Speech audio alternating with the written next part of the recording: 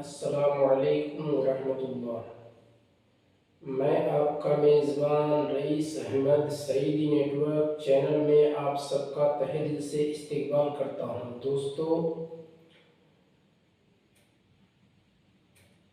16واں part آپ نے سماعت کر لیا، آج 17واں پارٹ انشاءاللہ العزیز آپ سماعت کریں گے۔ تو آئیے گفتگو کا آغاز کرتے ہیں۔ آج معراج کا واقعہ، اس کے اسرار و رموز کو ہم بہترین انداز میں آپ تک پہنچانے کی کوشش کریں گے انشاءاللہ العزیز۔ تو بنے رہیے پوری ویڈیو میں ہمارے ساتھ۔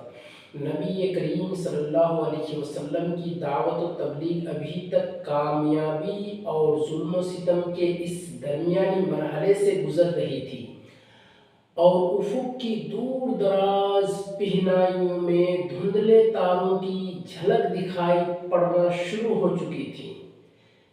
اتنے میں اسرا اور معراج کا واقعہ پیش آیا، جو اگر یوں کہیں کہ قرآن کریم کے بعد آقا صلی اللہ تعالی علیہ وسلم کا سب سے بڑا معجزہ معراج ہے تو غلط نہیں ہوگا۔ یہ معراج کب واقع ہوئی، اس بارے میں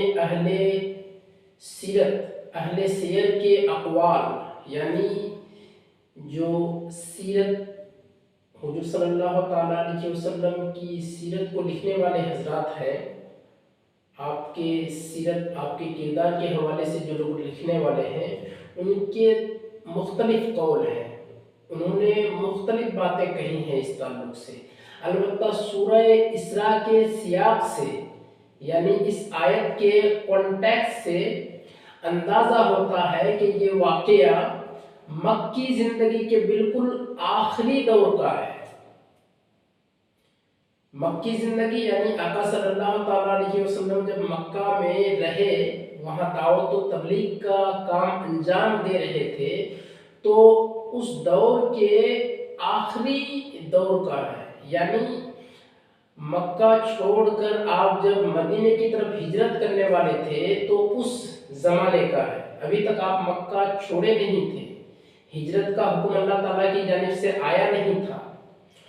ان اقوال کی تفصیل کے لیے ملاحظہ فرمائیے، آپ کئی کتابیں ہیں، مختصر سیرت رسول اکرم ہے، رحمت للعالمین ہے، اور بھی کئی کتابیں ہیں۔ بہرحال ائمہ حدیث نے اس واقعہ کی جو تفصیلات، جو ڈیٹیلز روایت کی ہیں، ہم اس کو یوں جان سکتے ہیں۔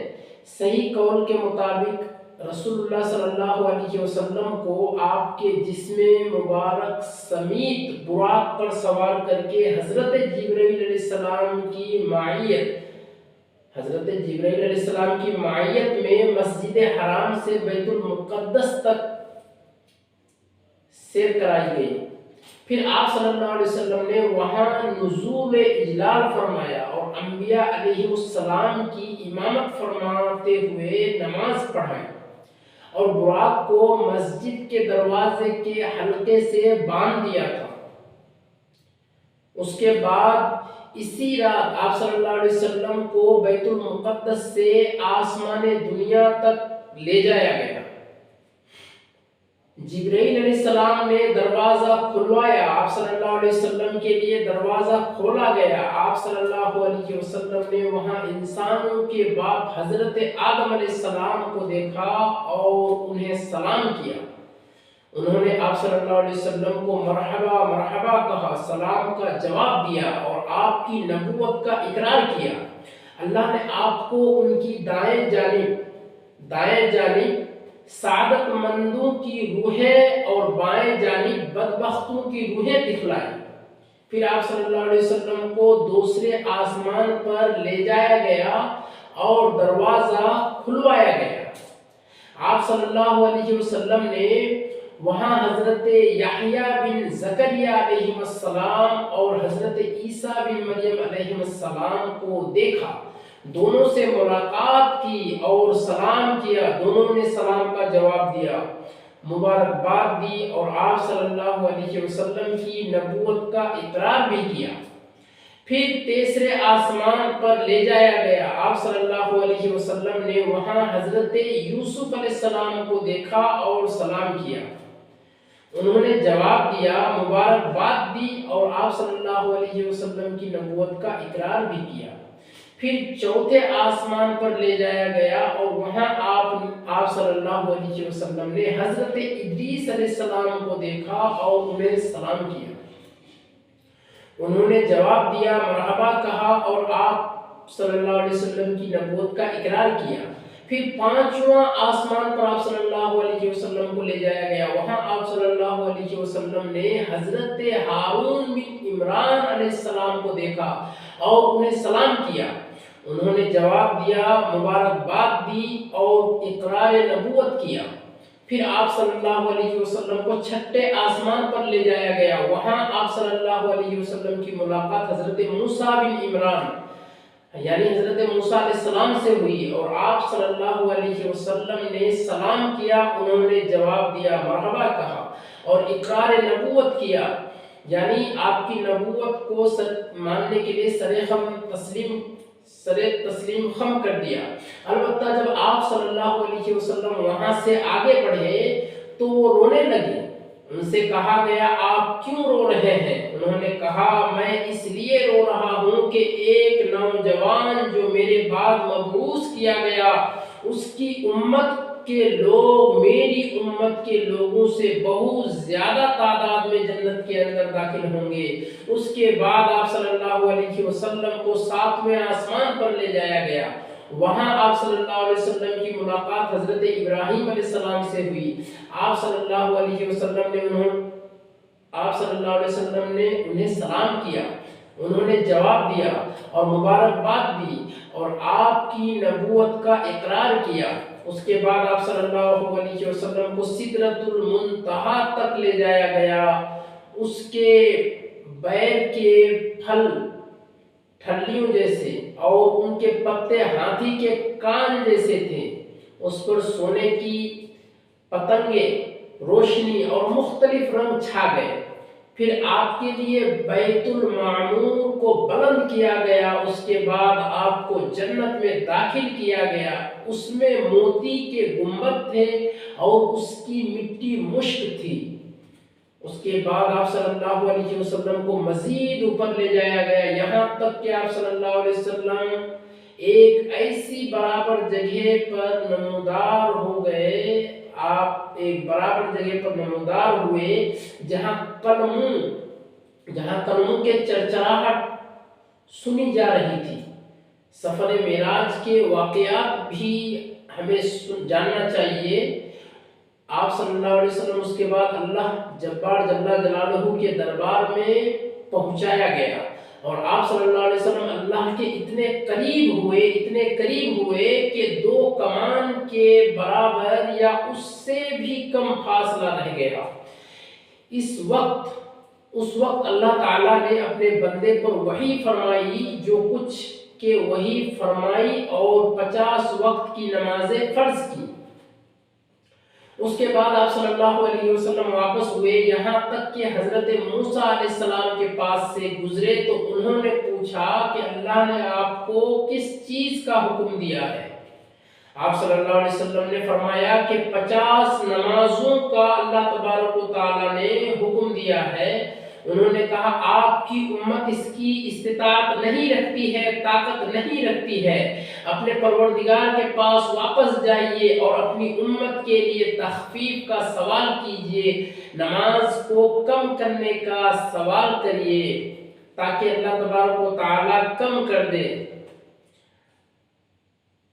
آپ نے حضرت جبرائیل علیہ السلام کی طرف دیکھا، گویا ان سے مشورہ لے رہے ہیں۔ انہوں نے اشارہ کیا کہ ہاں، اگر آپ صلی اللہ علیہ وسلم چاہیں۔ اس کے بعد حضرت جبرائیل علیہ السلام آپ صلی اللہ علیہ وسلم کو اللہ تبارک و تعالیٰ کے حضور لے گئے اور وہ اپنی جگہ تھا۔ بعض طرق میں صحیح بخاری کا لفظ یہی ہے، اس نے 10 نمازیں کم کر دی اور آپ صلی اللہ علیہ وسلم نیچے لائے گئے۔ جب موسیٰ علیہ السلام کے پاس سے گزر ہوا تو انہیں خبر دی انہوں نے کہا آپ صلی اللہ علیہ وسلم اپنے رب کے پاس واپس جائیے اور تخفیف کا سوال کیجیے، یعنی اور نمازیں کم کرائیے۔ اس طرح حضرت موسیٰ علیہ السلام اور اللہ عز و جل کے درمیان آپ صلی اللہ علیہ وسلم کی آمد و رفت برابر جاری رہی، یہاں تک کہ اللہ عز و جل نے صرف 5 نمازیں باقی رکھی۔ اس کے بعد بھی موسیٰ علیہ السلام نے آپ صلی اللہ علیہ وسلم کو واپسی اور طلب تخفیف کا مشورہ دیا، یعنی پھر سے کچھ کم کرا لیجیے، 5 وقت کی نماز بھی آپ کی امت نہیں پڑھ سکیں گے۔ مگر آپ صلی اللہ علیہ وسلم نے فرمایا اب مجھے اپنے رب سے حیا آتی ہے، شرم محسوس ہو رہی ہے، میں اسی پر راضی ہوں اور سر تسلیم خم کرتا ہوں۔ پھر جب آپ صلی اللہ علیہ وسلم مزید کچھ دور تشریف لے گئے تو ندا آئی کہ میں نے اپنا فریضہ نافذ کر دیا اور اپنے بندوں سے تخفیف کر دی، یعنی وہ 5 وقت کی نمازیں پڑھیں گے اور ہم انہیں 50 وقت کی نمازوں کا ثواب عطا کریں گے۔ قرآن پاک کی آیت ہے ثم دنا فتدلی، پھر وہ نزدیک آیا اور قریب تر ہو گیا، یعنی آقا صلی اللہ علیہ وسلم کے بارے میں بعض طرق میں آیا ہے کہ اس دفعہ بھی نبی صلی اللہ علیہ وسلم کے ساتھ شق صدر یعنی سینہ چاک کیے جانے کا واقعہ پیش آیا، اور آپ صلی اللہ علیہ وسلم کو اس سفر کے دوران کئی چیزیں دکھلائی گئی۔ آپ صلی اللہ علیہ وسلم پر دودھ اور شراب پیش کی گئی، آپ نے دودھ اختیار فرمایا، اس پر آپ صلی اللہ علیہ وسلم سے کہا گیا کہ آپ کو فطرت کی راہ بتائی گئی، یا آپ صلی اللہ علیہ وسلم نے فطرت پالی،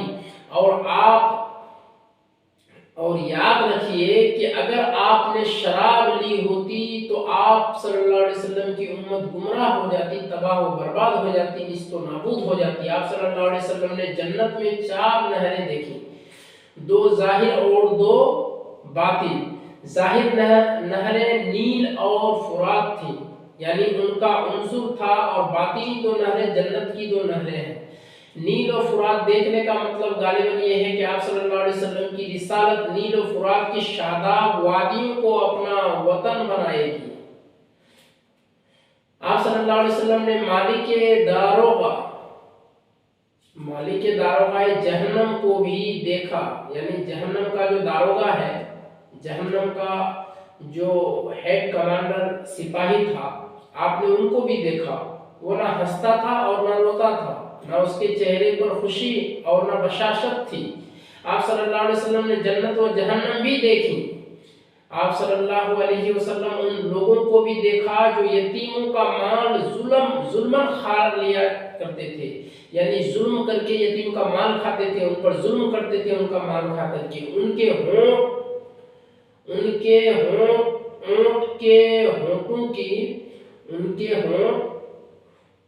کے ہونٹوں کی طرح تھے، جو لوگ یتیم کے مال کو ظلم کے طور پر کھا لیتے تھے، اور وہ اپنے منہ میں پتھر کے ٹکڑوں جیسے انگارے ٹھونس رہے تھے جو دوسری جانب ان کے پاخانے کے راستے سے نکل رہے تھے۔ آپ صلی اللہ علیہ وسلم نے سود خوروں کو بھی دیکھا، ان کے پیٹ اتنے بڑے بڑے تھے کہ وہ اپنی جگہ سے ادھر ادھر نہیں ہو سکتے تھے، اور جب آل فرعون کو آگ پر پیش کرنے کے لیے لے جایا جاتا تو ان کے پاس سے گزرتے وقت انہیں روندتے ہوئے جاتے تھے۔ آپ صلی اللہ علیہ وسلم نے زناکاروں کو بھی دیکھا، ان کے سامنے تازہ اور فربا گوشت تھا، اور اسی کے پہلو پہلو سڑا ہوا چھچھیرا بھی تھا۔ یہ لوگ تازہ اور فربا گوشت چھوڑ کر سڑا ہوا چھچھیرا کھا رہے تھے۔ آپ صلی اللہ علیہ وسلم نے ان عورتوں کو دیکھا جو اپنے شوہروں پر دوسروں کی اولاد داخل کر دیتی تھی، یعنی دوسروں سے زنا کے ذریعے سے حاملہ ہوتی ہیں، لیکن لا علمی کی وجہ سے بچہ ان کے شوہر کا سمجھا جاتا ہے۔ آپ صلی اللہ علیہ وسلم نے انہیں دیکھا کہ ان کے سینوں میں بڑے بڑے ٹیڑھے ٹیڑھے کانٹے چبھا کر انہیں آسمان و زمین کے درمیان لٹکا دیا گیا ہے۔ آپ صلی اللہ علیہ وسلم نے آتے جاتے ہوئے اہل مکہ کا ایک قافلہ بھی دیکھا، اور انہیں ان کا ایک اونٹ بھی بتایا جو بہک کر بھاگ گیا تھا، اور آپ صلی اللہ علیہ وسلم نے ان کا پانی بھی پیا جو ایک ڈھکے ہوئے برتن میں رکھا تھا۔ اس وقت قافلہ سو رہا تھا، پھر آپ صلی اللہ علیہ وسلم نے اسی طرح برتن ڈھک کر چھوڑ دیا، اور یہ بات معراج کی صبح آپ صلی اللہ علیہ وسلم کے دعویٰ کی صداقت کی ایک بڑی دلیل ثابت ہوئی۔ واقعہ معراج اور قریش کا رویہ بھی آپ دیکھیں، جب آپ صلی اللہ علیہ وسلم نے صبح کی اور اپنی قوم کو ان بڑی بڑی نشانیوں کی خبر دی جو اللہ عز و جل نے آپ صلی اللہ علیہ وسلم کو دکھلائی تھی، تو قوم کی تکذیب اور اذیت اور ضرر رسانی میں اور شدت آ گئی، اور وہ لوگ آپ پر ظلم و زیادتی کرنے لگے، ہیرسمنٹ کرنے لگے، آپ کو ٹارچر کرنے لگے۔ انہوں نے آپ صلی اللہ علیہ وسلم سے سوال کیا کہ بیت المقدس کی کیفیت بیان کریں۔ اس پر اللہ تعالیٰ نے آپ صلی اللہ علیہ وسلم کے لیے بیت المقدس کو ظاہر فرما دیا، فرشتوں نے آپ کے سامنے لا کر کے بیت المقدس کو رکھ دیا، اور وہ آپ صلی اللہ علیہ وسلم کی نگاہوں کے سامنے آ گیا۔ چنانچہ آپ صلی اللہ علیہ وسلم نے قوم کو ان کی نشانیاں بتلانا شروع کی، اور ان سے کسی بات کی تردید نہ بن پڑی، اور آپ صلی اللہ علیہ وسلم جاتے اور آتے ہوئے ان کے قافلے سے ملنے کا بھی ذکر فرمایا، اور بتلایا کہ اس کی آمد کا وقت کیا ہے۔ آپ صلی اللہ علیہ وسلم نے اس اونٹ کی بھی نشاندہی کی جو قافلے کے آگے آگے آ رہا تھا، پھر جیسا کچھ آپ نے بتایا تھا ویسا ہی ثابت ہوا، لیکن ان سب کے باوجود ان کی نفرت میں اور اضافہ ہوا، اور ان ظالموں نے کفر کرتے ہوئے کچھ بھی ماننے سے انکار کر دیا۔ کہا جاتا ہے کہ سیدنا ابو بکر صدیق رضی اللہ عنہ کو اسی موقع پر صدیق کا خطاب دیا گیا، کیونکہ آپ نے اس واقعے کی اس وقت تصدیق کی جبکہ اور لوگوں نے تکذیب کی تھی۔ معراج کا فائدہ بیان فرماتے ہوئے جو سب سے مختصر اور عظیم بات کہی گئی وہ یہ ہے کہ سبحان الذی اسری بعبدہ لیلا من المسجد الحرام الی المسجد الاقصى الذي باركنا حوله لنريه من آیاتنا انه هو السمیع البصیر۔ پاک ہے وہ ذات جس نے اپنے بندے کو لے گیا، پاک ہے وہ ذات جس نے اپنے بندے کو لے گیا رات کے تھوڑے سے حصے میں مسجد حرام سے مسجد اقصی تک، وہ مسجد اقصی جس کے ارد گرد ہم نے برکتیں بچھا رکھی ہے، ہماری آیات، ہماری نشانیاں، تاکہ ہم کیا کریں، وہ مسجد اقصی جس کے ارد گرد ہم نے برکتیں بچھا کے رکھی ہے، لنریہ من آیاتنا، تاکہ ہم انہیں اپنی نشانیاں دکھائیں۔ کنہیں؟ یعنی آقا صلی اللہ تعالیٰ علیہ وسلم کو۔ انہ هو السمیع البصیر، بے شک وہی سنتا ہے اور دیکھتا ہے۔ تو دوستو یہ معراج کے تعلق سے ایک آیت ہے، واضح آیت۔ وَكَذَلِكَ نُرِي إِبْرَاهِيمَ ملکوت السماوات والارض وَلِيَكُونَ مِنَ الْمُوقِنِينَ، اسی طرح ہم نے ابراہیم کو آسمان و زمین کا نظام سلطنت دکھلایا تاکہ وہ یقین کرنے والوں میں سے ہو، اور موسیٰ علیہ السلام سے فرمایا لِنُرِيَكَ مِنْ آیاتنا الکبریٰ، تاکہ ہم تمہیں اپنی کچھ بڑی نشانیاں دکھلا دیں۔ پھر ان نشانیوں کے دکھلانے کا جو مقصد تھا اسے بھی اللہ تعالیٰ نے اپنے اس ارشاد سے کذالک نری ابراہیم ملکوت السماوات والارض ولیکون من الموقنین، تاکہ یقین کرنے والوں میں سے ہو، یقین کے ذریعے یقین حاصل ہو جائے۔ چنانچہ جب انبیاء کرام علیہ السلام کے علوم کو اس کے مشاہدات کی سند حاصل ہو جاتی تھی تو انہیں عین الیقین کا وہ مقام حاصل ہو جاتا تھا جس کا اندازہ لگانا ممکن ہی نہیں، کہ شنیدائے کے بہت مانندہ دیدہ۔ اور یہی وجہ ہے کہ انبیاء کرام علیہ السلام کی راہ میں ایسی مشکلات جھیل لیتے تھے جنہیں کوئی اور جھیل ہی نہیں سکتا۔ در حقیقت ان کی نگاہوں میں دنیا کی ساری قوتیں مل کر بھی مچھر کے پر کے برابر حیثیت نہیں رکھتی تھیں، اسی لیے وہ ان قوتوں کی طرف سے ہونے والی سختیوں اور ایذا رسانیوں کی کوئی پرواہ نہیں کرتے تھے۔ معراج کی जुजियात की जहाँ तक बात करें तो उसकी हिकमतें आप देखें। इस वाक़े मेराज की जुजियात के पस पर्दा मज़ीद जो हिकमतें और असरार का कार फरमा थे, उनकी बहस का असल मुकाम असरार शरीयत की किताबें हैं। अलबत्ता चंद मोटे मोटे हक़ाइक़ ऐसे हैं जो इस मुबारक सफ़र के सर चश्मों से फूट कर सीरत नबवी के गुलशन की तरफ रवां दवा है। इसलिए यहाँ मुख्तसरन उन्हें बयान किया जा रहा है। ये है, आप देखोगे कि अल्लाह ताला ने सूरह इसरा का वाक़या सिर्फ एक आयत में जिक्र करके कलाम का रुख यहूद की सियाहकारियों और जराइम के बयान की जानिब मोड़ दिया है। फिर उन्हें आगाह किया है कि ये कुरान इस राह की हिदायत देता है जो सबसे सीधी और सही रहा है। कुरान पढ़ने वाले को बसा अवकाश शुबा होता है कि दोनों बातें हैं, जोड़ हैं, दोनों बातें बेजोड़ हैं, लेकिन दर हकीकत ऐसा नहीं है, बल्कि अल्लाह ताला इस उसलूब के जरिए ये इशारा फरमा रहा है कि अब यहूद को नौए इंसानी की क़ियादत से माजूल किया जाने वाला है, क्योंकि उन्होंने ऐसे ऐसे जराइम का इर्तिकाब किया है जिनसे मुलव्विस होने के बाद उन्हें इस मनसब पर बाकी नहीं रखा जा सकता। लिहाजा अब ये मनसब रसूल सल्लल्लाहु अलैहि वसल्लम को सौंपा जाएगा और दावत इब्राहिमी के दोनों मराकिज़ उनके मातहत कर दिए जाएंगे। बलफ़्ज़े दीगर अब वक्त आ गया है कि रूहानी क़ियादत एक उम्मत से दूसरी उम्मत को मुंतकिल कर दी जाए, यानी एक ऐसी उम्मत से जिसकी तारीख़ गदर ख़यानत और जुल्म बदकारी से भरी हुई है, यह क़यादत छीन कर एक ऐसी उम्मत के हवाले कर दी जाए जिससे नेकियों और भलाइयों के चश्मे फूटेंगे और जिसका पैगंबर सबसे ज़्यादा दुरुस्त राह बताने वाले कुरान की वही से बहरावर है। लेकिन ये क़यादत मुंतकिल कैसे हो सकती है जबकि इस उम्मत का रसूल मक्के के पहाड़ों में लोगों के दरमियान ठोकरें खाता फिर रहा है। उस वक्त ये एक सवाल था जब एक दूसरी हकीकत से पर्दा उठा रहा था, और वह हकीकत ये थी कि इस्लामी दावत का एक दौर अपने खात्मे और अपनी तकमील के करीब आ लगा है और अब दूसरा दौर शुरू होने वाला है जिसका धारा पहले से मुख्तलिफ होगा।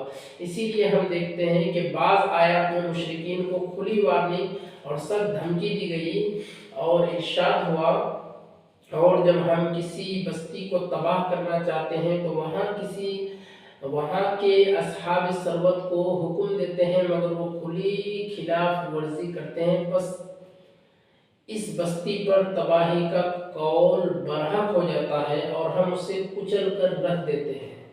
और एक आयत में है, और हमने नूह के बाद कितनी ही कौमों को तबाह कर दिया और तुम्हारा रब अपने बंदों के जराइम की खबर रखने वाला और देखने के लिए काफ़ी है। फिर उन आयात के पहलू कुछ ऐसी आयात भी हैं जिनमें मुसलमानों के ऐसे तमद्दुनी कवायद व ज़वाबित और दफ़ात और मवादी बतलाए गए हैं जिन पर आइंदा इस्लामी मुआशरे की तामीर होनी थी। गोया अब किसी ऐसे सरजमीन पर अपना ठिकाना बना चुके हैं जहाँ पर पहलों से उनके मामला उनके अपने हाथ में है और उन्होंने एक ऐसी वहदत मुतमासिका बना ली है जिस पर समाज की चक्की घूमा करती है। लिहाजा उन आयात में इशारा है कि रसूल सल्लल्लाहु अलैहि वसल्लम करीब ऐसी जाए पनाह और अमनगाह पालेंगे जहां आपके दीन को इस्तिक़रार नसीब हो जाएगा। इसरा और मिराज के बाबरकत वाक़या की तह में पोशीदा हिकमतों और राज है सरबस्ता में से एक ऐसा राज और एक ऐसी हिकमत है जिसका हमारे मौजू से बराह रास्त ताल्लुक़ है। इसलिए हमने मुनासिब समझा कि इसे बयान कर दें। इसी तरह की दो बड़ी हिकमतों पर नज़र डालने के बाद हमने ये राय कायम की कि इसरा का वाक़या या तो बैअत उक़बा उला से कुछ ही पहले का है या उक़बा की दोनों बैअतों के दरमियान का है। वल्लाहु आलम बिस्सवाब। दोस्तों, उम्मीद करता हूँ कि वीडियो आपको बहुत अच्छी लगी होगी।